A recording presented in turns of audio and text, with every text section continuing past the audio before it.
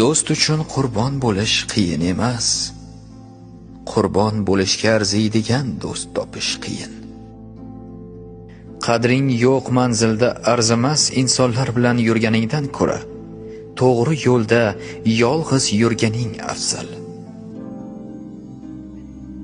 Mol va dunyoga qattiq berilma. Chunki asalari ham asalni o'zim uchun yig'ayapman deb hisoblaydi.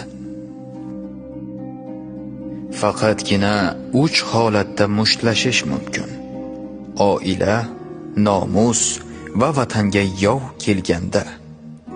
Boshqa holatlarda esa faqatgina xo'rozlar urishadi. O'zgartira olmaydigan narsalaring haqida qayg'urma. Vaziyatni qanday bo'lsa, shunday qabul qil. Axir biz ob-havoni o'zgartirishga emas, unga qarab kiyinishga harakat qilamiz. Agar xohlasang kel deb chaqirilgan joyga borma. Kel, seni kutayapmiz deb chaqirilgan joyga bor. Buni farqi juda katta. Barg daraxtdan zeriksa, ko'z bahona bo'larkan, inson insondan zeriksa, bitta xato yetarkan. Uyingni mehmon kutayotgandek toza tut. Qalbingni esa erta o'lishing mumkin bo'lgandek toza tut. Erkak haqida uning qilgan ishlari gapiradi.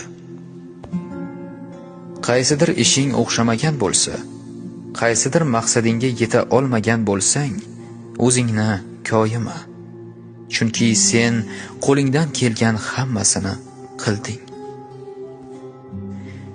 Agarda kaf tog'idek katta bo'lib ketsang ham, baribir kafanga sig'adigan darajada kichiksan. Unutma, qilgan har bir amaling o'zingga ziyodasi bilan qaytur. Supurgi bo'lishga rozi bo'lgan bo'lsang, chang va loydan nolima. Ba'zi insonlar asalariga o'xshaydi. Ular faqat gullaganingda paydo bo'lishadi. To'g'ri yo'lda sudralib yursang ham, harom yo'lda chopib ketayotganlardan ko'ra uzoqroqqa borasan.